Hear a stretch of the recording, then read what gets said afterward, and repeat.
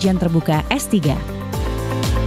Ada banyak ruang dan fasilitas yang terdapat di Fakultas Kedokteran. Ruang sidang A yang sering dimanfaatkan untuk kegiatan pelatihan, rapat, dan seminar-seminar. Fakultas Kedokteran juga dilengkapi fasilitas tempat beribadah, terdapat 2 musola dan 1 masjid. Ruang Dewan Etik dan Komite Etik Penelitian Kesehatan. Dewan Etik beranggota 3 orang yang bertugas melakukan klarifikasi terhadap pelanggaran akademik dan non-akademik untuk mahasiswa, staf dosen, maupun sivitas akademika lainnya. Sedangkan Komite Etik Penelitian Kesehatan bertugas menelaah dan memberikan persetujuan setiap penelitian di bidang kesehatan sebelum dilaksanakan oleh mahasiswa S1, S2, S3, dan dosen. Unit Satuan Penjaminan Mutu ada di tiap fakultas yang bertugas menangani dan mengontrol standarisasi mutu semua prodi yang ada di Fakultas Kedokteran Umum Airlangga. Kampus ini juga memiliki fasilitas ruang terbuka untuk berolahraga. UNER memiliki 3 kampus yang masing-masing tersedia perpustakaan yang buka pada hari Senin sampai Sabtu. Ruang perpustakaan di kampus A mempunyai sarana-prasarana seperti ketersediaan ruang baca dan komputer untuk akses e-library, ruang diskusi, jurnal yang dapat dilihat baik hard copy maupun online, textbook, karya ilmiah, dan proceeding. Selain itu, mahasiswa juga dapat menggunakan 4 lokasi gazebo untuk media komunikasi dan berdiskusi, serta mengerjakan tugas bersama, yang dilengkapi dengan fasilitas free wifi pada area ini.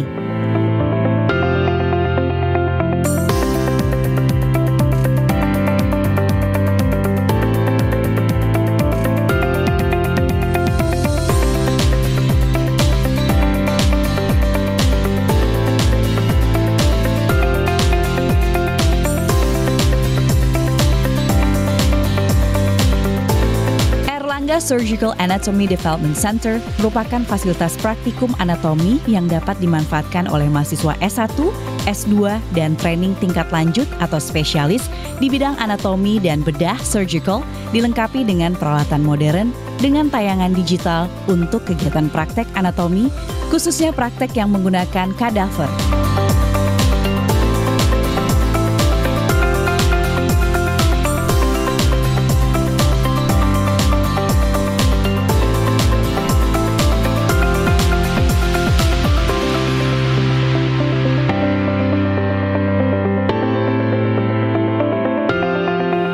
Gedung Pasca Sarjana merupakan pusat administrasi program Pasca Sarjana S2 dan S3. Kegiatan pembelajaran sebagian dilakukan di sini dan sebagian dilakukan di ruang kuliah departemen di Fakultas Kedokteran RSUD Dr. Stomo maupun di ITD UNER. Ruangan Pasca Sarjana juga digunakan untuk perkuliahan dan ujian untuk S2 dan S3. Ruang akses internet di luar jam pembelajaran, mengerjakan tugas, berdiskusi antar mahasiswa, dan konsul atau diskusi mahasiswa bersama dosen. Ruang KPS dari Prodi S2 dan S3 yang ada di sini yaitu Prodi S2 IKT, S2 IKK, S2 IKD, S2 IKESOR, S2 IKR, S3 Ilmu Kedokteran. Ruang admin bersama untuk kelima prodi S2 dan 1 prodi S3 berada di gedung Pasca Sarjana ini. Tersedia monitor TV untuk menunjukkan jadwal perkuliahan dan ujian serta kalender akademik. Banner-banner yang menginformasikan visi misi program studi dan profil lulusan merupakan cara sosialisasi visi misi kepada para akademisi. Laboratorium terpadu. Laboratorium ini digunakan oleh dosen, para akademisi, mahasiswa termasuk S2 dan S3 yang mengerjakan penelitian. Tersedia pemeriksaan biologi molekuler sederhana dan patologi anatomi. Alat-alat yang tersedia antara lain PCR konvensional, clean bench, ELP, gel dock, freezer sampai dengan minus 20 derajat Celcius.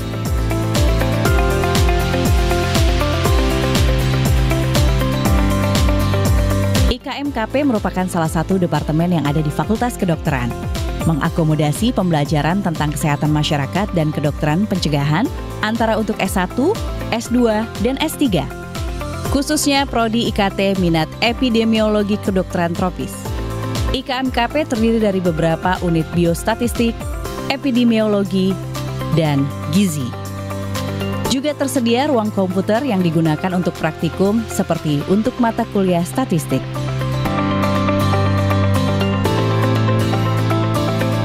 Ruang Gramik dengan kapasitas 100-150 orang ini dapat dimanfaatkan untuk kegiatan seminar ilmiah mahasiswa, kegiatan organisasi kemahasiswaan, S1, S2 maupun S3, dan beberapa kuliah tamu.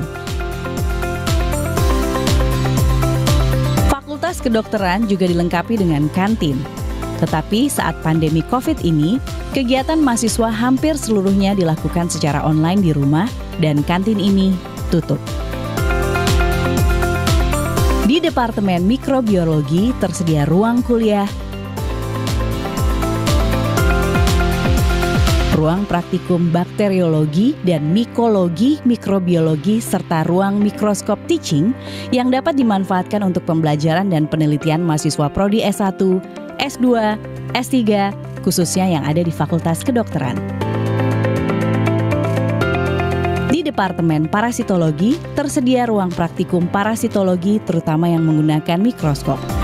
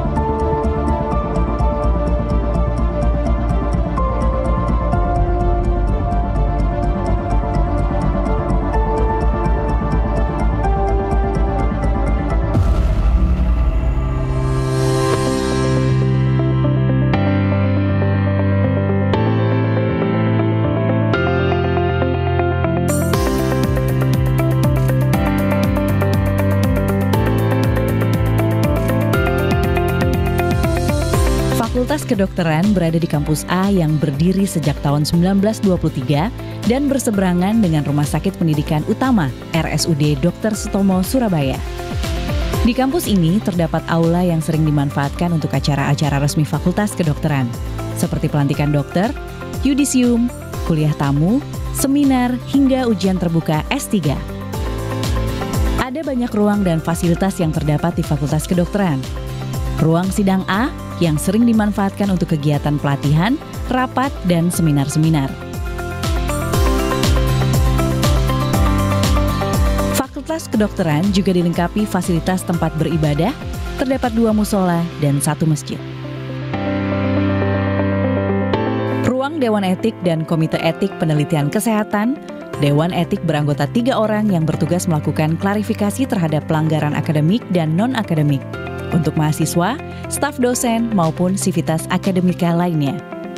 Sedangkan Komite Etik Penelitian Kesehatan bertugas menelaah dan memberikan persetujuan setiap penelitian di bidang kesehatan sebelum dilaksanakan oleh mahasiswa S1, S2, S3, dan dosen. Unit Satuan Penjaminan Mutu ada di tiap fakultas yang bertugas menangani dan mengontrol standarisasi mutu semua prodi yang ada di Fakultas Kedokteran Umum Erlangga. Kampus ini juga memiliki fasilitas ruang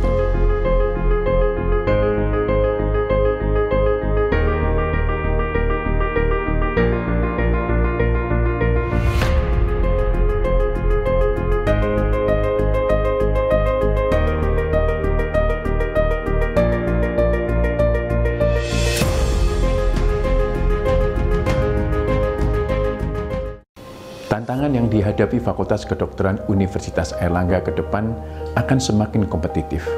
Maka diperlukan strategi yang tepat untuk membawa Fakultas Kedokteran Universitas Airlangga menjadi world class medicine faculty. Salah satunya dengan pengembangan kurikulum digital health. Selain itu, juga ada kebutuhan khusus kurikulum kedokteran selama dan pasca pandemi COVID-19.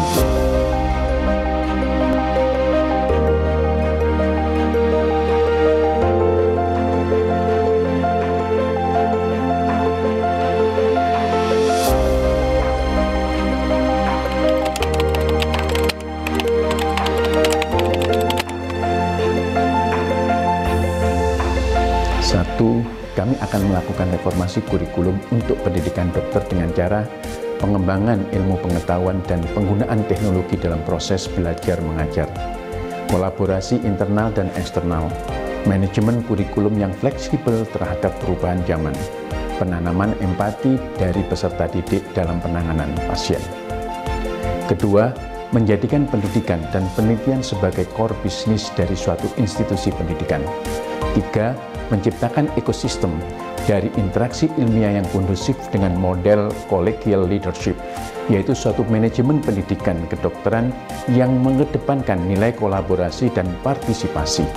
Collegial leadership ini mempunyai kelebihan untuk memicu semangat kerja karyawan, tenaga pendidikan, dan dosen, serta memberikan lingkungan kerja yang memuaskan untuk mendukung visi misi bersama. Dan yang terakhir, keempat, adalah mencetak dokter yang berakhlak mulia, yang sejalan dengan visi universitas yang mengedepankan moral, yaitu excellence with morality.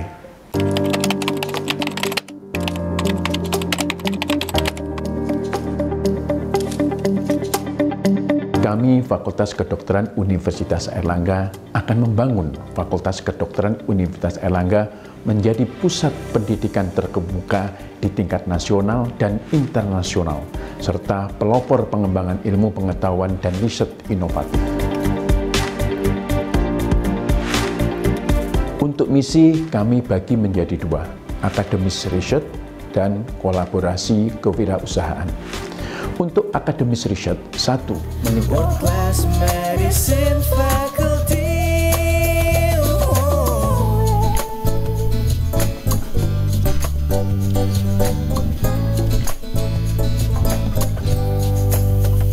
Fakultas Kedokteran Unair tercinta, jiwa wirausaha, akhlak mulia, profesional, responsif, inovatif, modern dan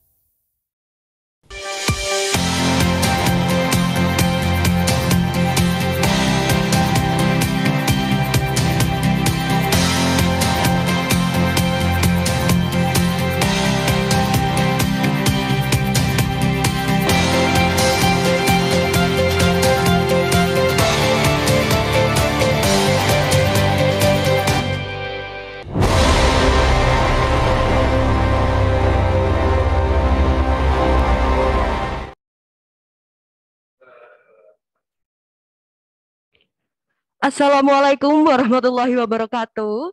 Salam sejahtera bagi kita semua. Om Swastiastu, Namo Buddhaya, salam kebajikan.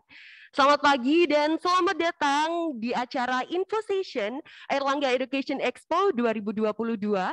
Layangan tidak boleh putus yang dipersembahkan oleh Fakultas Kedokteran Universitas Airlangga bersama dengan saya Lintang Elin Masita kali ini selaku host. Pertama-tama marilah kita panjatkan puji syukur kehadirat Tuhan Yang Maha Esa, karena atas berkat rahmat dan hidayahnya, hari ini kita bisa mengadakan dan juga mendengarkan acara Info Session di pagi hari ini. Para partisipan, utamanya adik-adik atau teman-teman yang ingin menjadi mahasiswa di FK Unair, tepat sekali mengikuti kegiatan kita di hari ini, karena hari ini kita akan ngobrol seputar FK Unair. Kita juga akan membahas mengenai mitos atau fakta terkait FK Unair, dan juga di akhir nanti akan kami buka sesi tanya jawab bersama dengan narasumber kita yang luar biasa. Dan ini nggak main-main ya, kita langsung mengundang Bapak Dekan FK Unair kepada Bapak Profesor Dr. Budi Santoso, spesialis obstetrik ginekologi konsultan. Selamat pagi, Prof. Selamat pagi, Mbak Lintang. Selamat pagi para partisipan dan juga khususnya adik-adik yang ingin tahu apa dan bagaimana profil dari FK Unair. Terima kasih, Mbak Lintang. Baik, Prof. Bagaimana, Prof, kabarnya hari ini? Ya, alhamdulillah. Saya sudah ngowes 38,5 km barusan. Alhamdulillah. Semoga teman-teman yang di rumah juga dalam keadaan sehat walafiat tentunya. Baik, Prof. Budi Santoso atau yang akrab disapa dengan Prof. Bus merupakan dekan dari FK Unair, dan juga Prof. Bus ini merupakan alumni dari Universitas Airlangga mulai dari S1 kedokteran. Kemudian juga dilanjutkan spesialis, subspesialis hingga doktoral. Selain menjabat sebagai dekan, Prof. Bus juga sekarang merupakan expert board di Indonesian Association for In Vitro Fertilization, atau dalam bahasa Indonesianya Perhimpunan Fertilisasi In Vitro Indonesia. Luar biasa sekali. Baik, tanpa berlama-lama lagi, kita akan langsung masuk ke sesi kita yang pertama, yaitu sesi talk show. Bagaimana, Prof? Apa sudah siap? Insya Allah. Insya Allah sudah siap. Baik, untuk pertanyaan yang pertama sebagai pertanyaan pembuka, mungkin ini dari para penonton juga penasaran, kan saya sendiri juga penasaran nih, Prof. Sebelum membahas mengenai FK Unair, Prof, sebelum menjadi dokter, apakah alasan dan motivasi terkuat Prof. Bus sehingga ingin menjadi seorang dokter? Mungkin bisa diceritakan kepada kami di sini, Prof, secara singkat. Ya, saya bukan dari sebuah kota ya. Saya dilahirkan dari sebuah desa di salah satu kecamatan di Banyuwangi, tepatnya adalah di Kota Genteng. Saat itu ya memang kondisinya memungkinkan untuk saya tertarik di bidang kedokteran, apalagi mendapatkan support dari keluarga, yang mana keluarga ini bukan berlatar belakang kedokteran atau pendidikan, begitu bukan, tapi berlatar belakang ke arah petani ya, tani, tapi juga ada dagang-dagangnya, sehingga lompatan pada saat saya berhasil masuk ke Fakultas Kedokteran ini sebuah terobosan tradisi yang ada di keluarga itu, yang mana distimulasi oleh kondisi keadaan yang mungkin kalau keluarga ini ada dokternya mungkin akan lebih baik ya untuk bisa ikut menyehatkan keluarga, menyehatkan masyarakat. Jadi lebih ke arah demikian.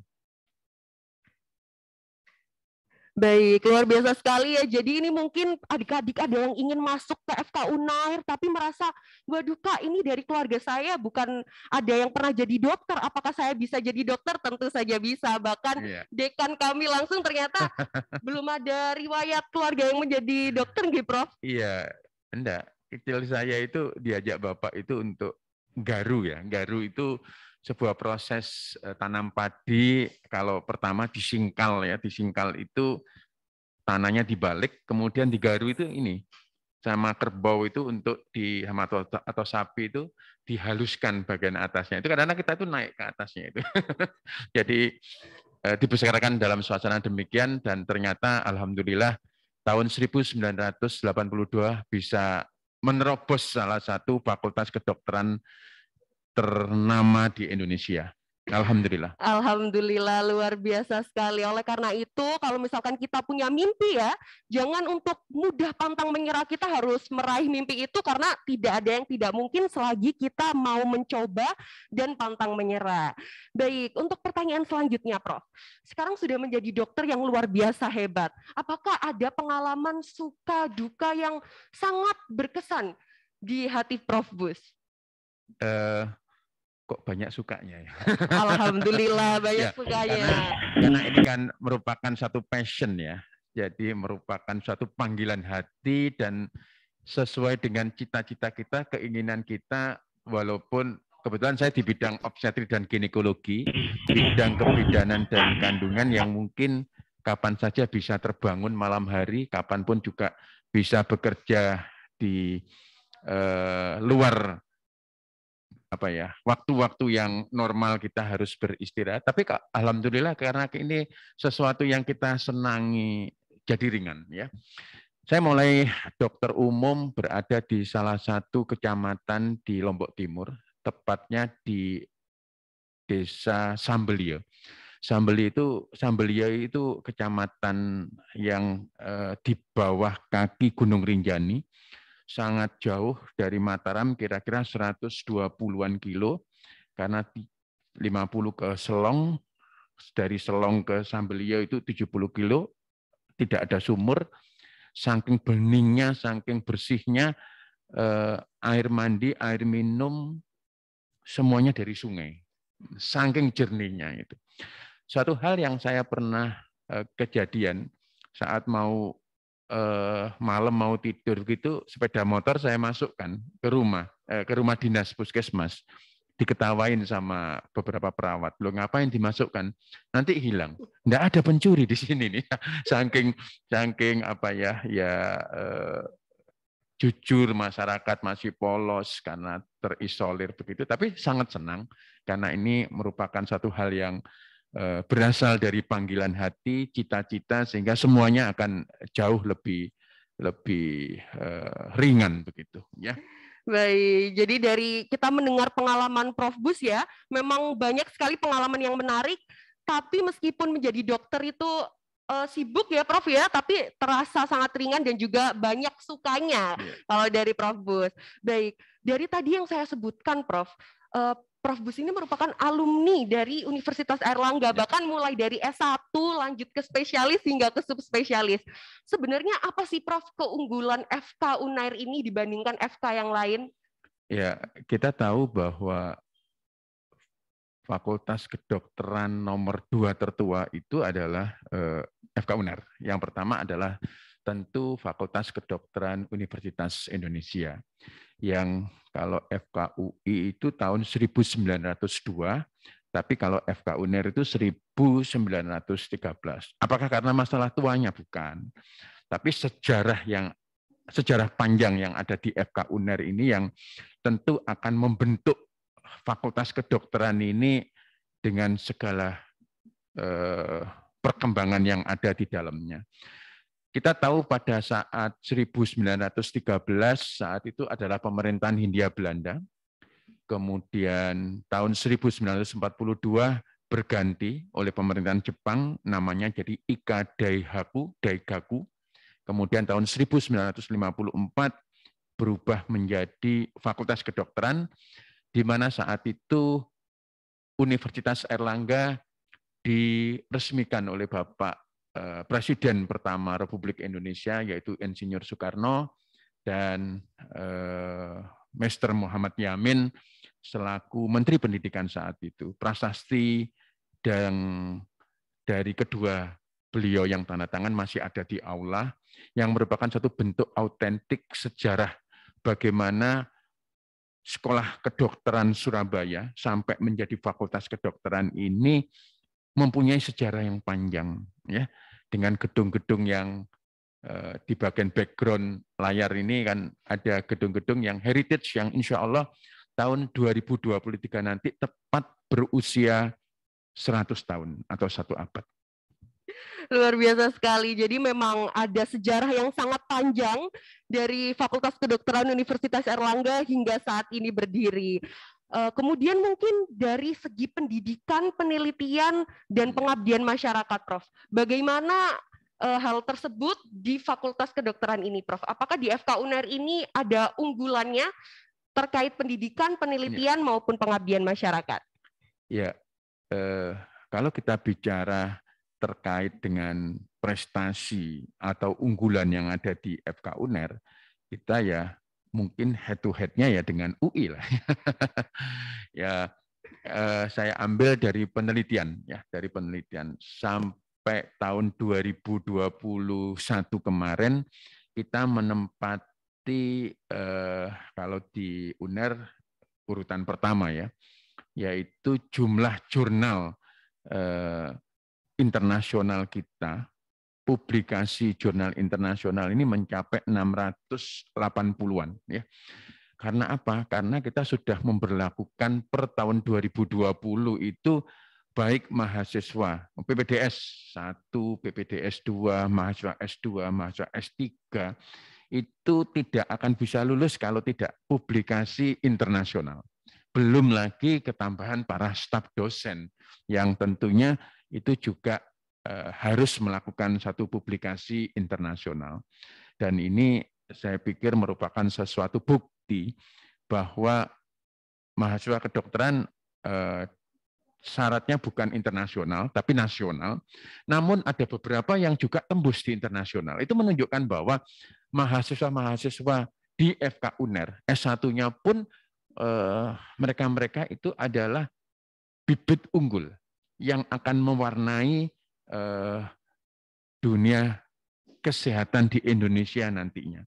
Adik-adik lah yang nantinya akan meneruskan kami-kami bagaimana kalau mereka sekarang itu menjadi satu bibit unggul, melakukan satu proses pembelajaran di senter pendidikan yang maju, saya yakin ke depannya adik-adik inilah yang akan mewarnai dunia kesehatan di Indonesia. Saya pikir itu belum lagi prestasi yang di pendidikan. Kalau kita bicara tentang skill, tentang knowledge dari lulusan FK UNER, itu disegani. Ya, itu disegani itu. Terutama keterampilan. Kita itu luar biasa ya. Dari mana? Dari UNER. Itu sudah terkenal bahwa skill-nya itu beda ya. Kita pada saat ke daerah gitu ya, itu kelihatan nih kalau yang lulusan Universitas Airlangga itu skill-nya itu pada mantep semua gitu loh ya. Jadi silakan datang adik-adik calon-calon mahasiswa yang memang berniat, yang memang mempunyai passion di bidang kedokteran, silakan berproses untuk masuk di Fakultas Kedokteran. Insya Allah yang terbaik nanti akan masuk di FK UNER. Luar biasa. Yang terbaik nanti insya Allah bisa masuk di FK UNAIR. Jadi untuk adik-adik yang ingin masuk ke FK UNAIR, diusahakan mulai dari sekarang belajar, jangan lupa untuk selalu berdoa. Dan untuk bukti mengenai prestasi dari FK UNAIR sendiri juga seperti yang tadi sudah dijelaskan oleh Prof. Bus, bahkan kualitas dari mahasiswa S1 saja sudah sangat bagus, dan juga lulusan dari FK UNAIR ini juga terkenal bahwa selalu memiliki kualitas yang luar biasa bagus. Nah, Prof. Bus, ini kan mulai dari perankingan mengenai Fakultas Kedokteran ya, perankingan dari FK UNER ini juga termasuk tinggi. Bagaimana Bapak Dekan bisa memimpin FK UNER ini sehingga menjadi FK UNER yang sekarang, yang memiliki peringkat yang luar biasa dan juga prestasi yang segudang? Iya, kalau kita bicara perankingan, itu kan ini kan bukan menjadi tujuan utama ya. Yang menjadi tujuan utama tentu adalah tridharma perguruan tingginya, yaitu adalah pendidikan, penelitian, dan pengabdian masyarakat. Kalau kita melaksanakan pendidikannya dengan baik, kemudian penelitiannya dengan baik, dan pengabdian masyarakat dengan baik, tentu perankingan itu akan naik. Kita bicara tentang perankingan universitas. Pada tahun 2015-2014 kita masih menempati sekitar 1000-an ranking dunia. Tapi menginjak tahun 2016-17 itu sudah 700-an. Dan 2021 kemarin kita sudah menginjak 465 dunia. Dari sekitar ratusan ribu center-center pendidikan yang ada di Indonesia. Ini kita bicara terkait dengan perankingan universitas. Kalau bicara tentang perankingan bidang medicine, kedokteran, kita memang masih menempati 530 sampai 600. Dan kita memacu diri untuk selalu melaksanakan pendidikan dengan baik, melaksanakan penelitian dengan baik, melakukan suatu pengabdian masyarakat dengan baik, harapannya kita akan naik.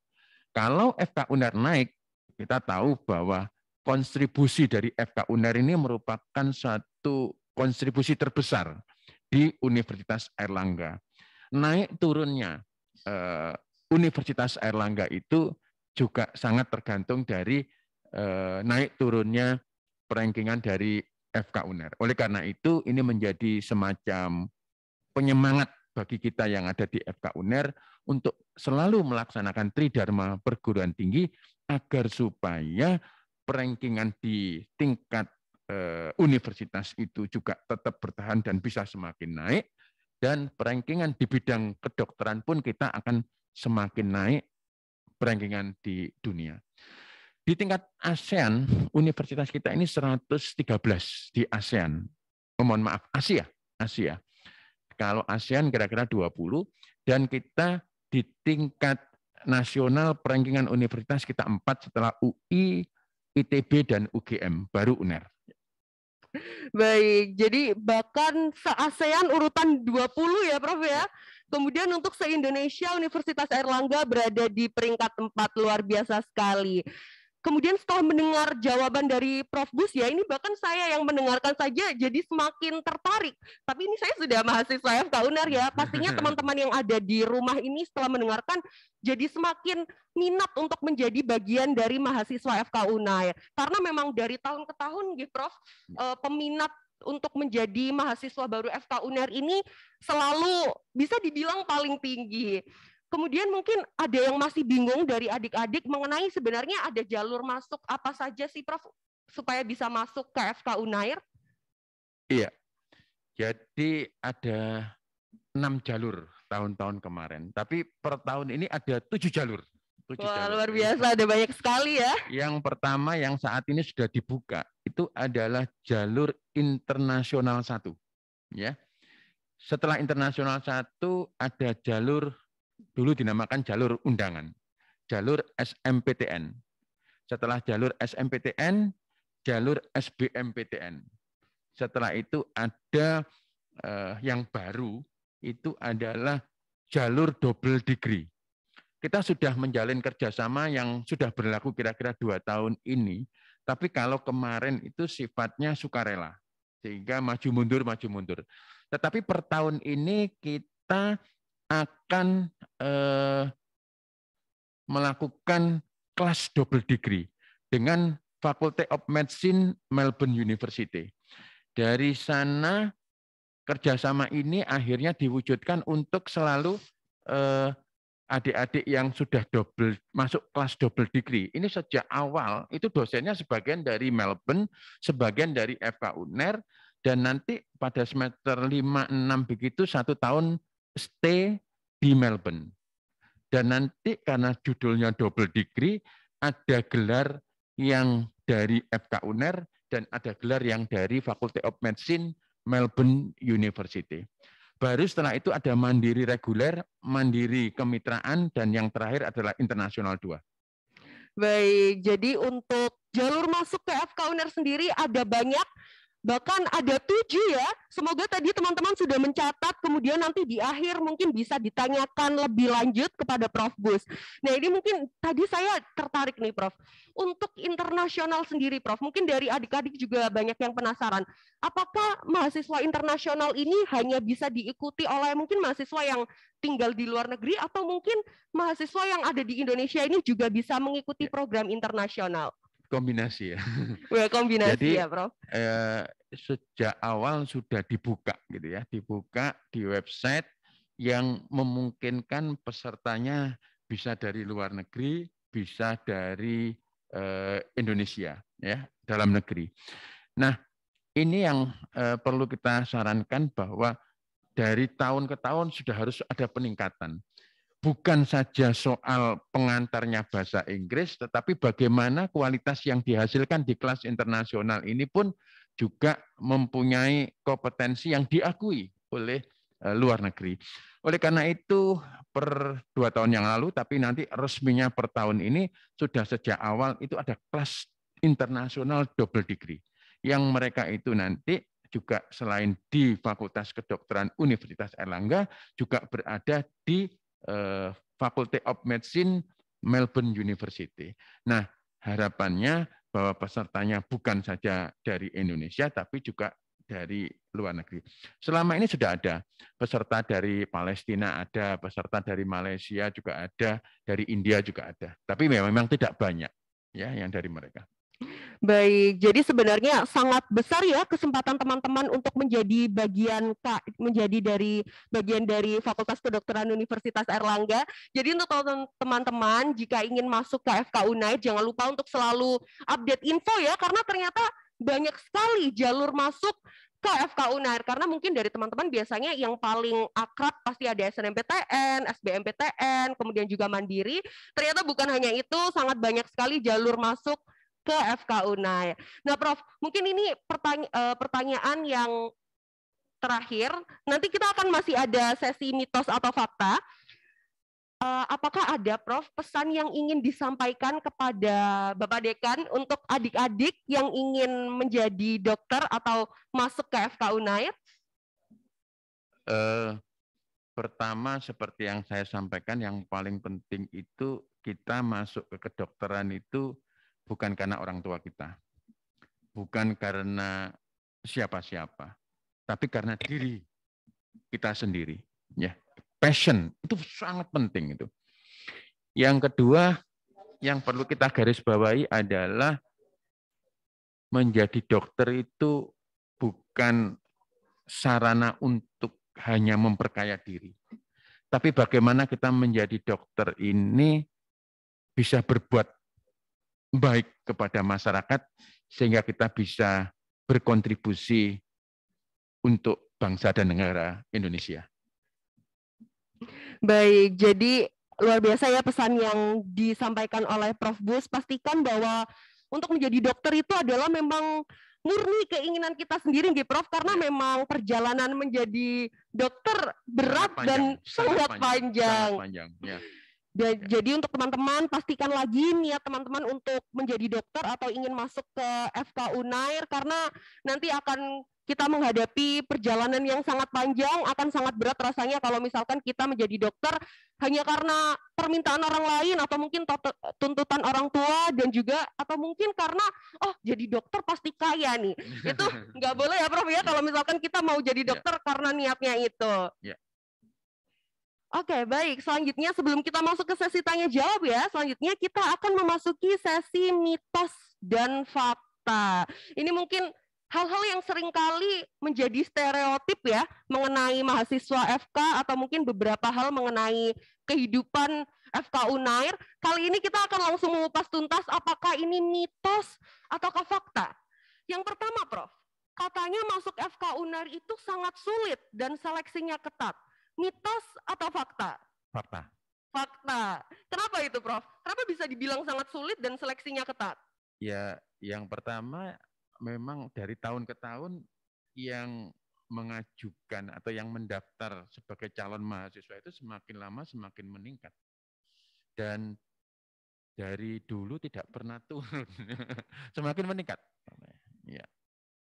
Baik, jadi itu memang fakta ya. Mau tidak mau kita tidak bisa menyangkal bahwa peminat untuk menjadi mahasiswa FK Unair ini sangat tinggi, bahkan bisa dibilang selalu naik ya, Prof, ya, dari tahun ke tahun. Selalu naik. Baik, untuk selanjutnya, Prof, mitos ataukah fakta mahasiswa FK Unair itu harus jago bahasa Inggris? Ya, fakta. Fakta ya. Karena untuk kita bisa berbicara di internasional, ya harus bahasa Inggris lah.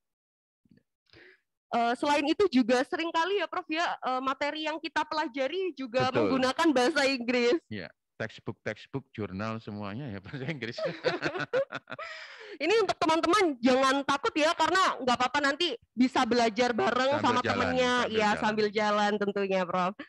Selanjutnya Prof, mitos ataukah fakta mahasiswa FK UNER itu rajin belajar banget sampai tidak bisa tidur? Mitos lah. Iya, ya kalau sampai tidak tidur ya mitos ya. Kalau harus kerja keras, iya, ya harus belajar jelas ya. Itu adalah fakta. Tapi kalau sampai tidak bisa tidur ya tidak ya, karena kita sebagai manusia kan juga memerlukan istirahat ya. Jadi kalau tidak sampai tidur itu mitos. Tetapi harus kerja keras, belajar keras, harus rajin kutu buku, iya. Ternyata kalau misalkan ada yang bilang mahasiswa FK tuh nggak bisa tidur, itu ternyata cuma mitos ya teman-teman, karena kita sebagai manusia juga tentunya masih perlu istirahat. Tapi kalau misalkan kerja keras, belajar, itu baru faktanya. Ya. Baik Prof, kita lanjut ke mitos atau fakta selanjutnya. Mahasiswa FK UNER itu tidak bisa aktif di organisasi karena terlalu sibuk belajar. Mitos atau fakta? Mitos. Mitos ya. Contohnya saya dulu pada waktu mahasiswa ya hidupnya di kantor senat. Kalau sekarang namanya BEM ya, kantor BEM ya. Dia sering sampai malam-malam ya. Bahkan saya masih bisa pacaran.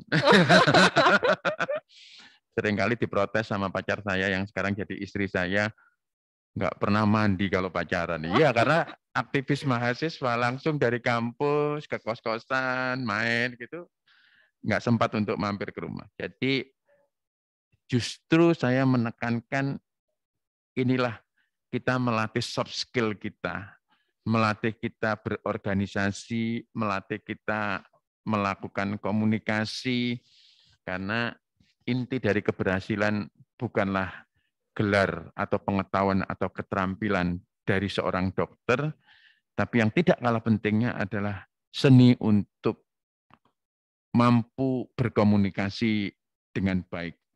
Mereka yang berhasil tentu mereka yang mampu berkomunikasi dengan baik. Baik, jadi itu memang mitos ya teman-teman, karena bahkan di FK UNER sendiri itu banyak sekali organisasi-organisasi yang menarik.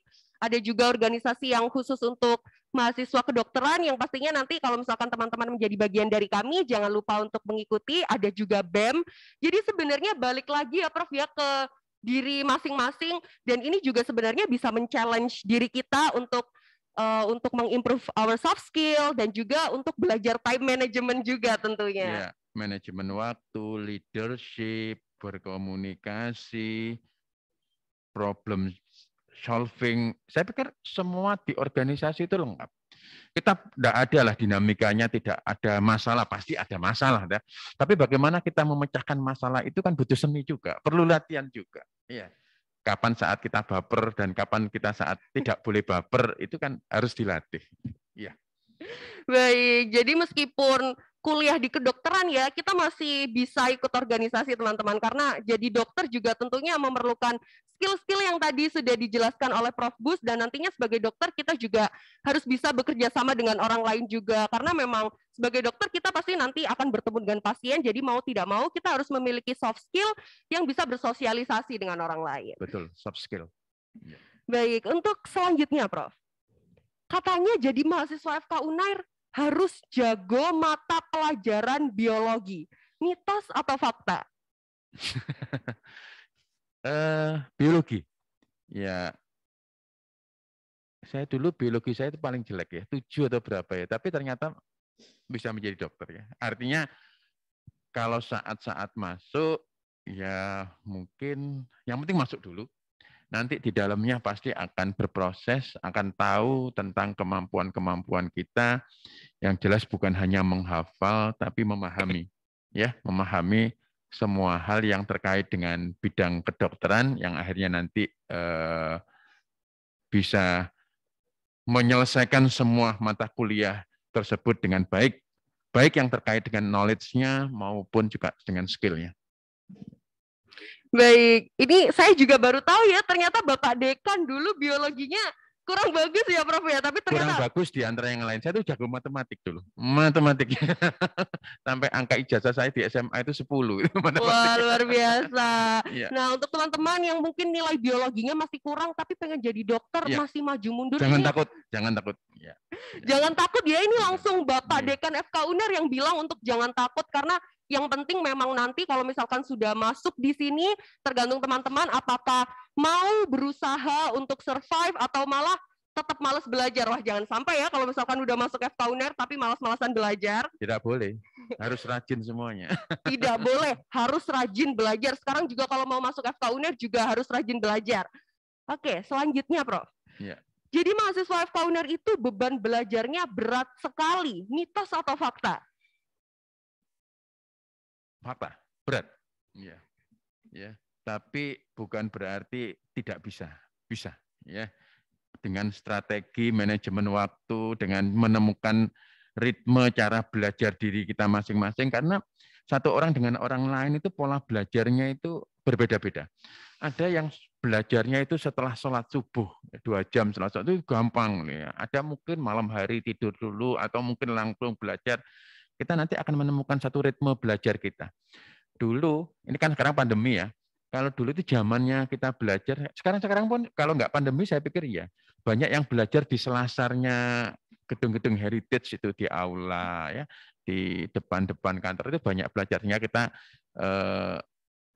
sangu kita ini obat anti nyamuk itu, obat gosoknya itu supaya nggak digigit nyamuk. Sangat berkesan. Kita belajar sampai malam-malam di sana ya, senang sekali ya.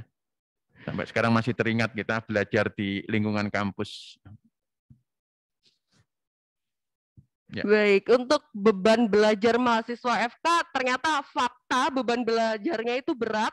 Namun memang kembali lagi ke diri kita sendiri, kita juga harus mengenal bagaimana cara belajar yang efektif, yang bisa kita lakukan. Karena meskipun beban belajarnya berat, itu tetap mengasihkan teman-teman. Karena ini testimoni dari saya sendiri ya, karena kita bukan yang membawa beban itu sendiri, tapi ada juga teman-teman yang lain yang juga harus belajar juga. Jadi kita biasanya bisa belajar bareng, dan itu juga sangat seru. Nanti sangat kalau membantu, belajar bersama sangat membantu. Benar, sangat membantu. Jadi teman-teman jangan takut kalau misalkan masuk FK, karena nanti juga akan ada banyak teman-teman yang lain juga yang harus belajar. Dan tentunya itu sangat membantu, Prof. Kita jadi ujian, atau mungkin kalau misalkan ada praktikum, itu lebih mudah, karena udah review tuh sama teman-teman sebelumnya. Baik, mungkin ini mitos atau fakta yang terakhir.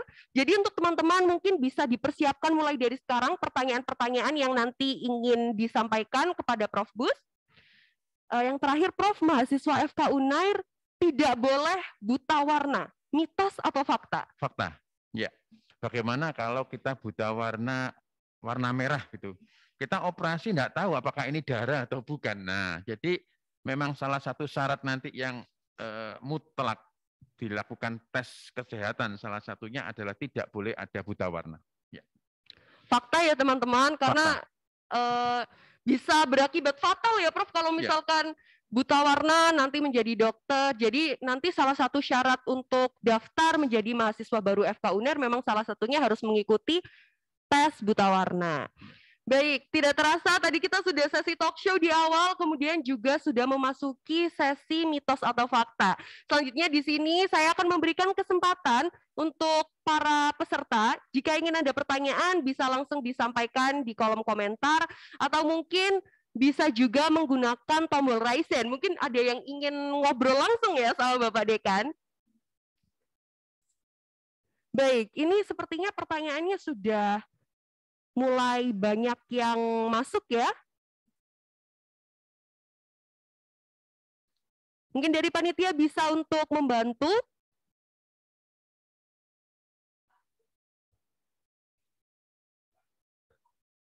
Untuk yang menonton melalui YouTube juga bisa menulis komentar pertanyaannya, nanti akan saya bantu untuk bacakan. Baik, untuk pertanyaan pertama ada pertanyaan dari Agung Purnomo.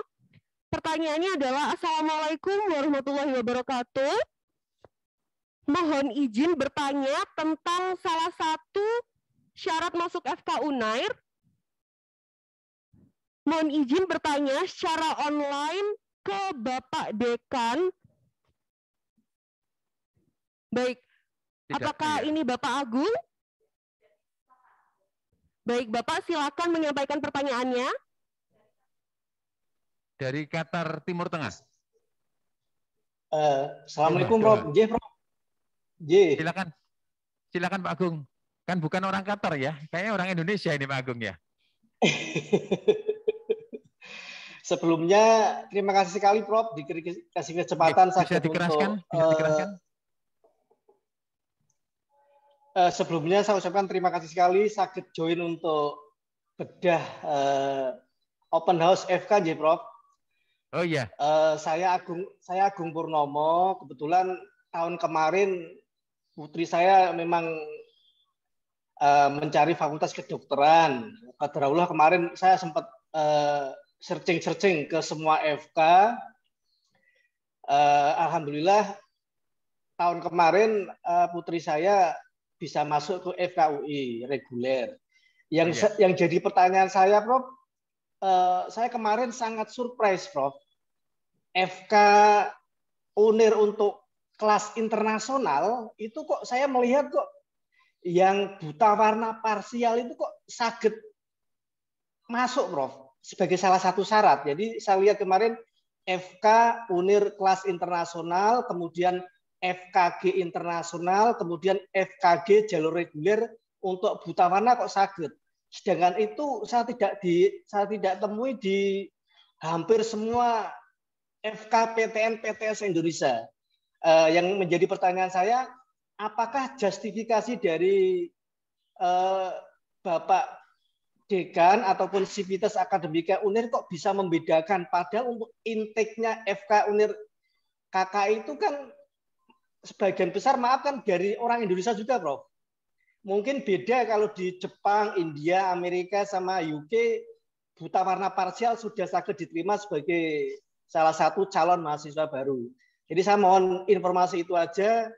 Matur nuwun, Prof. Assalamualaikum warahmatullahi wabarakatuh. Waalaikumsalam warahmatullahi wabarakatuh.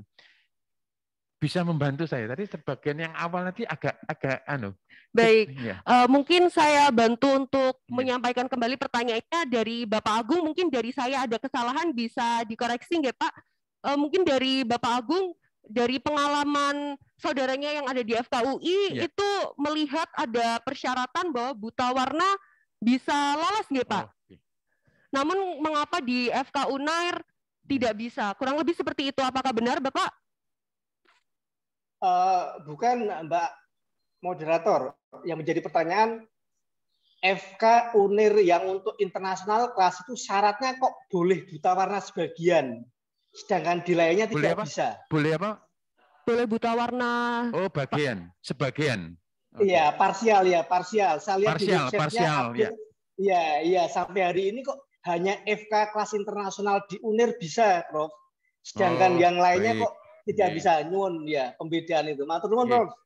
Baik Pak Agung. Wah, dari jauh ini.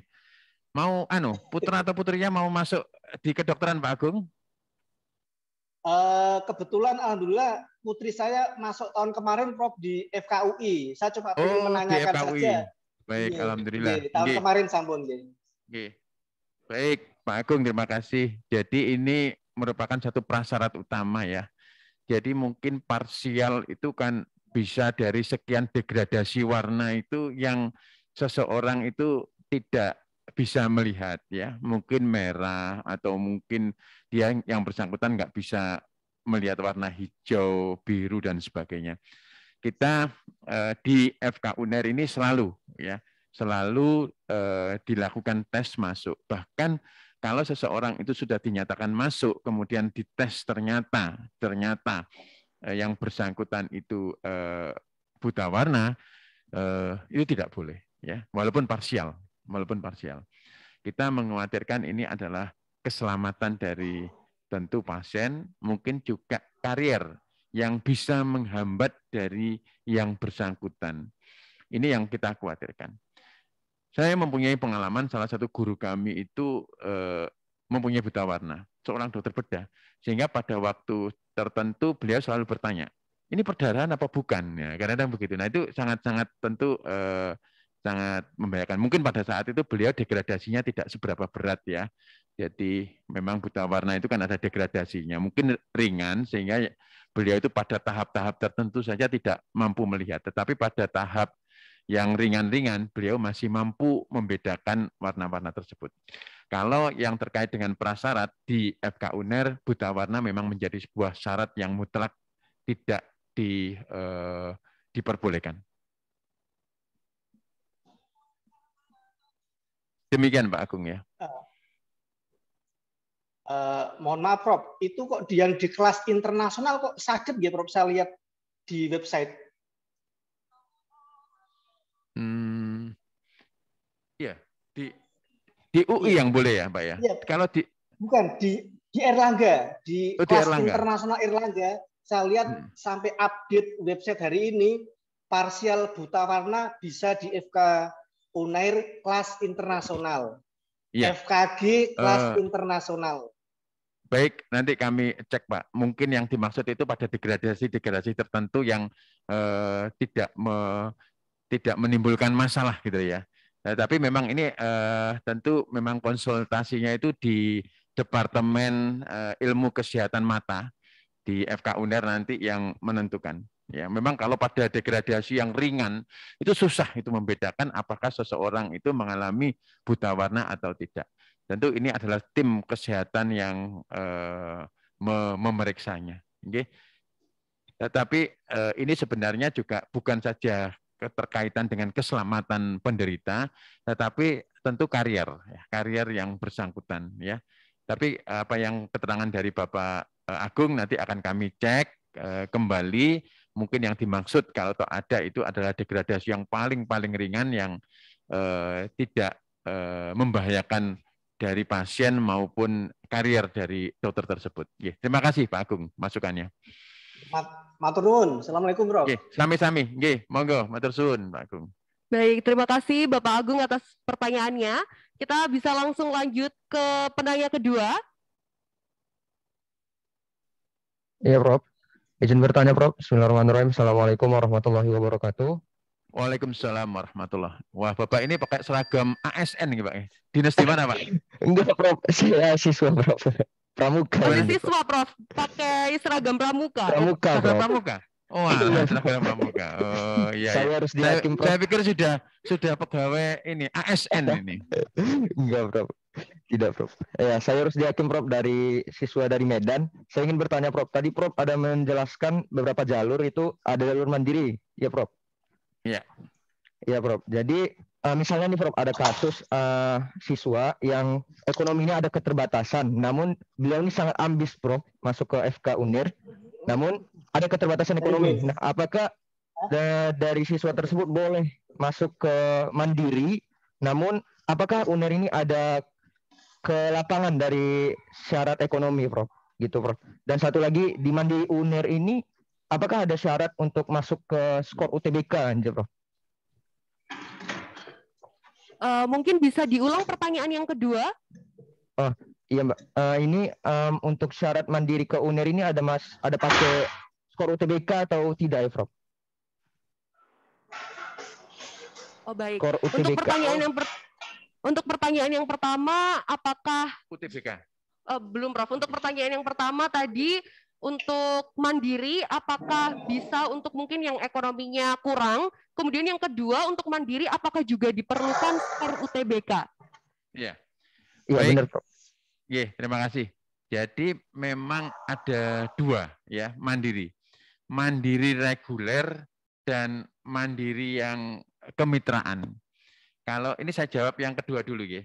Jadi kalau mandiri yang kemitraan itu tidak memerlukan tes UTBK, ya tes UTBK. Tetapi kalau sebentar, saya mungkin agak kebalik saya. Jadi kalau betul, jadi kalau umpamanya, kedua-duanya memerlukan. Jadi kalau tes mandiri yang reguler itu ada ujiannya lagi, Bapak, ada ujiannya lagi. Jadi nilai ujian tersebut yang menentukan seseorang itu masuk atau tidak. Bukan uangnya, bukan. Yakinlah bukan uangnya. Tetapi memang ada standar uang yang ditetapkan. ya, kalau tidak salah 99 juta. Itu. Jadi jangan beranggapan bahwa 99 juta harus sekian M, tidak. Saya jamin tidak. Ya. Tetapi kalau mereka menyumbang lebih, ya memang ya diperbolehkan, ya. Tapi itu bukan menjadi sebuah persyarat. Yakinlah bahwa itu tidak menjadi persyaratan. Ya. Saya berkali-kali ikut rapat penentuan itu tidak pernah dilirik di forum tersebut bahwa oh ini nyumbangnya sekian M, tidak ada. Bahkan ada yang menyumbang 1 M tapi nilai 1,2 M pada waktu itu, tetapi karena nilainya itu tidak cukup maka yang bersangkutan juga tidak diterima. Itu yang mandiri reguler. Jadi mandiri reguler ini tidak memerlukan tes UTBK.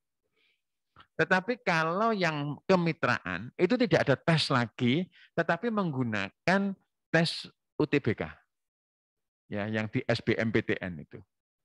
Itu perbedaannya antara kemitraan sama UTBK. Mohon maaf, dengan reguler. Nah, yang UTBK ini yang digunakan sebagai kemitraan, mungkin orang tuanya itu berasal dari sebuah instansi yang nantinya bisa bekerja sama dengan FK UNER, bisa bekerja dengan Universitas Airlangga gitu untuk proses memajukan proses pendidikan. Mungkin berasal dari rumah sakit tertentu di mana yang bersangkutan nanti setelah lulus akan balik ke rumah sakit terpencil tersebut. Ada keterangan dari direktur, ada keterangan dari bupati, yang bersangkutan nanti akan berdinas di kabupaten yang terpencil tersebut. Itu yang disebut dengan kemitraan. Bapak, Ibu bisa lihat di websitenya nanti yang lebih terperinci. Nah, pertanyaan pertama, apakah yang mempunyai keterbatasan ekonomi itu bisa dimandiri? Ya relatif ya. Kalau yang bersangkutan bisa memenuhi standar 90 batas minimal pembayarannya, saya pikir ya masih memungkinkan. Tetapi kalau memang tidak mampu di situ, ya memang ada jalur undangan dan jalur SBMPTN ini yang UTBK. Monggo bersaing, karena keduanya ini jumlahnya terbanyak justru. 150-an antara SBMPTN dan SBMPTN dan mohon maaf, yang pertama SMPTN. Jadi SMPTN jalur undangan dan SBMPTN yang kita melalui tes yang tidak ada uang masuknya sama sekali. Baru yang mandiri ada persyaratan pembayaran minimalnya. Demikian, Pak. Baik, apakah sudah cukup menjawab? Baik, karena durasi waktu mungkin kita bisa langsung lanjut ke pertanyaan selanjutnya. Untuk penanya selanjutnya bisa langsung memperkenalkan diri beserta asal, kemudian menyampaikan pertanyaannya. Assalamualaikum warahmatullahi wabarakatuh. Waalaikumsalam warahmatullahi wabarakatuh. Perkenalkan, saya Hilma dari MA Miftahul Datayu, Kabupaten Pati. Sebelumnya terima kasih sudah berikan waktu kepada saya. Nah, Profesor, saya ingin tanya, kan di dalam seleksi masuk FK UNER ada jalur golden ticket. Nah, bagaimana sih penilaian dari jalur golden ticket itu?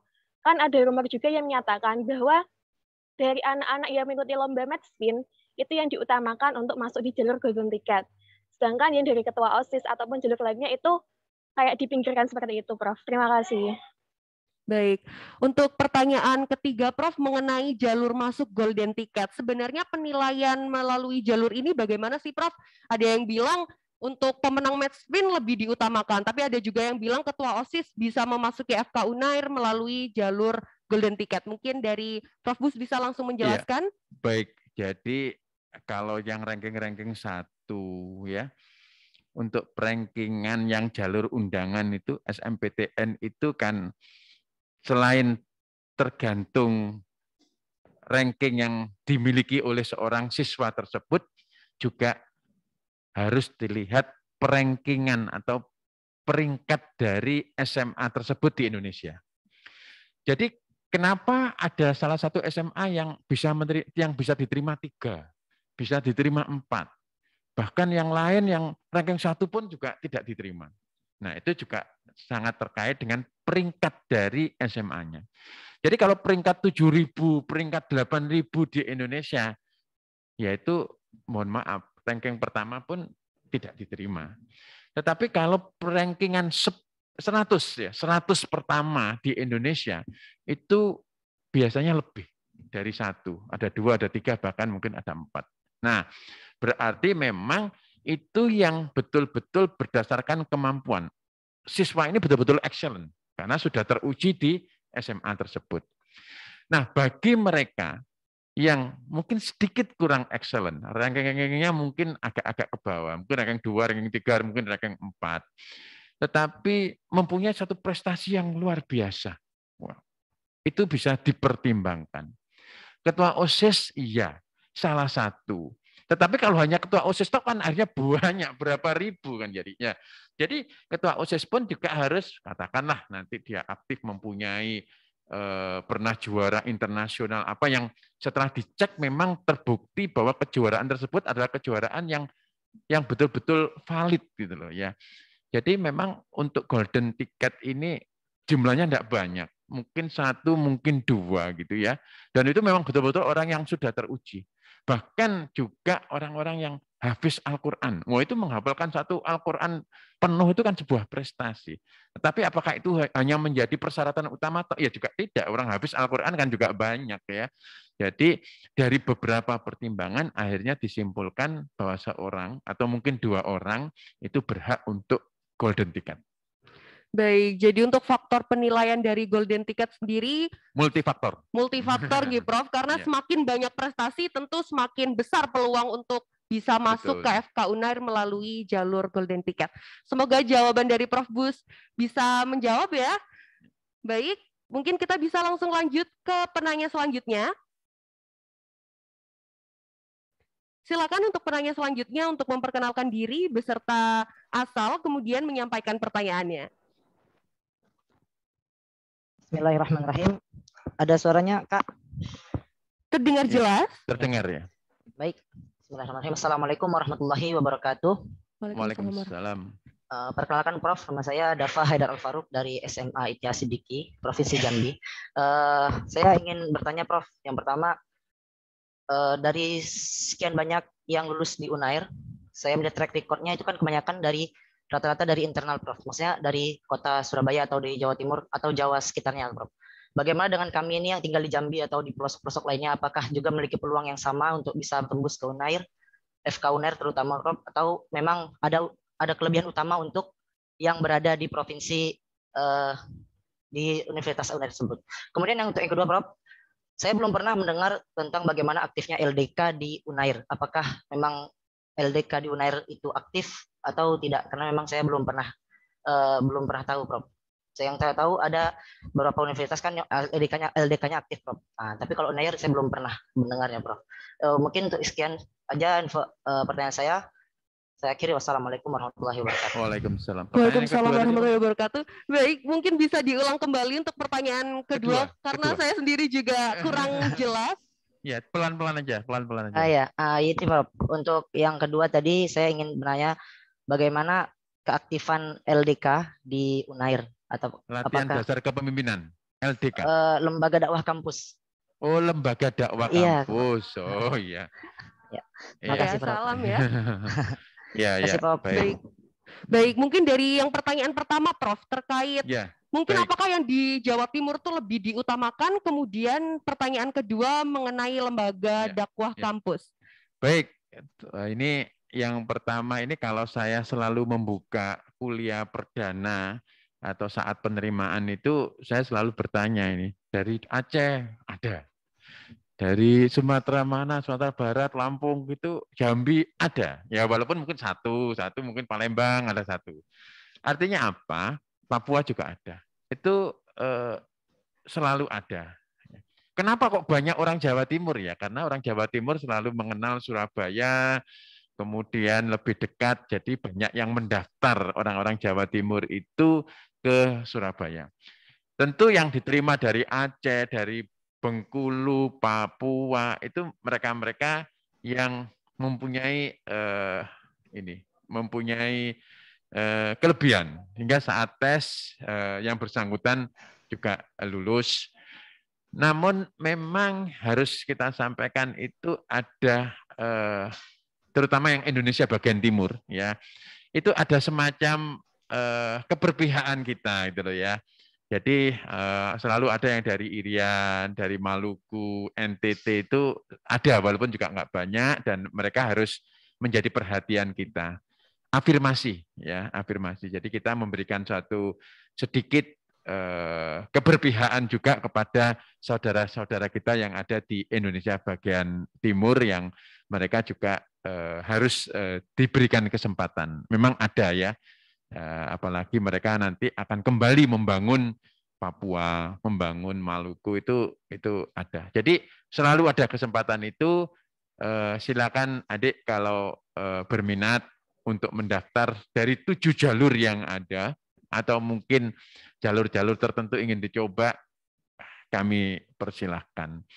Yang kedua, lembaga dakwah kampus kita ini mempunyai unit-unit, ya, unit-unit kegiatan yang dikelola oleh adik-adik BEM itu banyak itu, dan mereka itu berdasarkan minatnya. Apakah minat di lembaga dakwah ada Asalam namanya, ada yang berminat di KPLA. KPLA itu pecinta alam. Benar. Pecinta alam. Ada yang berminat di apa lagi deh? Macam-macam ya, banyak. CIMSA.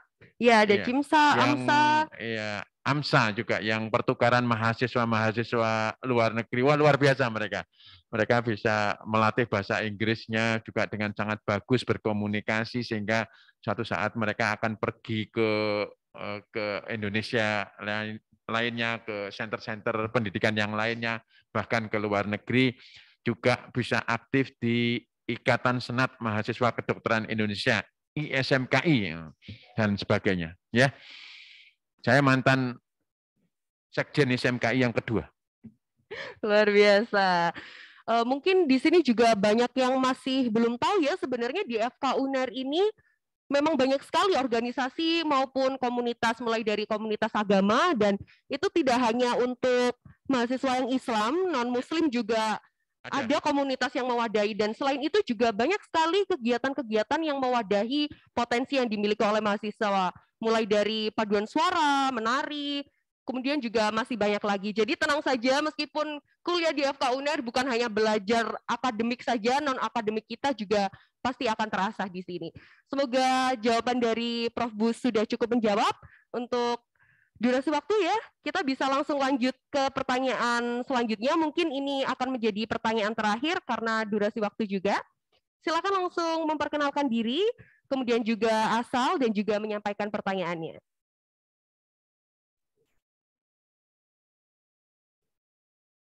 Assalamualaikum warahmatullahi wabarakatuh. Waalaikumsalam warahmatullahi wabarakatuh. Waalaikumsalam. Sebelumnya terima kasih kepada Profesor yang telah memberikan kesempatan untuk saya bisa bertanya. Untuk pertanyaan saya kali ini, apakah benar ada jalur tahfiz di Golden Ticket Unair? Kemudian bagaimana sistem seleksi untuk jalur tahfiz tersebut? Apakah nantinya ada tes ujian lagi? Dan apakah benar jika yang hafal 30 juz bisa mendapatkan beasiswa kuliah sampai lulus? Sebelumnya, untuk pengisian prestasi di Golden Ticket, saya isi sama dengan pengisian di SNMPTN, yaitu 2 prestasi akademik dan 1 prestasi non-akademik atau tahfidz. Nah, itu bagaimana caranya atau peluang agar saya bisa lolos di jalur tahfidznya? Terima kasih, Profesor. Baik, saya izin menyampaikan pertanyaannya. Mungkin nanti jika ada kesalahan bisa langsung dikoreksi ya. Jadi pertanyaannya terkait jalur masuk jalur Hafiz. Bagaimana ya Hafiz? Bagaimana cara penilaiannya, dan kemarin adik sudah mendaftar melalui SNMPTN, dan bagaimana caranya untuk supaya pendaftarannya itu masuk jalur Hafiz? Apakah benar? Baik, ya. Monggo Prof. Jadi seperti yang saya sampaikan tadi, jalur Hafiz ini bukan satu-satunya gitu ya. Jadi seseorang yang berminat ke FK UNER, Hafiz Al-Quran langsung diterima tidak, ya, tidak. Jadi itu merupakan salah satu yang berkaitan dengan golden ticket, ya. Jadi tidak banyak memang. Jadi mungkin 1 atau 2 orang setiap tahunnya itu kalau memiliki prestasi-prestasi yang di luar, ya, selain tapi dia tidak mampu lolos di SNMPTN, bukan ranking pertama, tapi mungkin ranking kedua, 3 plus. Ya. Jadi syarat dia itu secara akademis dia itu mampu dan dia pinter, itu juga harus dimiliki. Ya. Kemudian ada prestasi-prestasi yang lain, prestasinya mungkin hafiz Al-Quran, ya, mungkin juga ada yang berkaitan dengan penghargaan-penghargaan tertentu, aktif sebagai ketua OSIS gitu. Jadi bukan berarti hafiz Al-Quran langsung diterima masuk golden ticket, tidak. Karena ya kalau demikian nanti banyak yang akan diterima, padahal yang diterima juga 1 atau 2. Jadi banyak beberapa pertimbangan. Hafiz iya sebagai salah satu pertimbangan, tetapi pertimbangan prestasi yang harus dimiliki oleh yang bersangkutan, prestasi-prestasi yang lain, itu juga harus menjadi prasyarat yang dipertimbangkan. Baik, terima kasih. Semoga jawaban dari Prof. Bus cukup menjawab. Karena durasi waktu harus kita cukupkan terlebih dahulu. Saya ucapkan terima kasih kepada seluruh partisipan karena telah meramaikan acara InfoSession di hari ini. Saya juga mengucapkan terima kasih banyak kepada Prof. Bus karena sudah membagi banyak sekali ya informasi kepada kita di sini. Terakhir, saya selaku host, mohon maaf apabila ada salah kata. Saya ucapkan terima kasih. Saya Lintang Elin Masita, pamit undur diri. Sampai jumpa di acara series yang dipersembahkan oleh FK UNAR yang lain. Terima kasih. Sampai jumpa. Wassalamualaikum warahmatullahi wabarakatuh. Waalaikumsalam warahmatullahi wabarakatuh.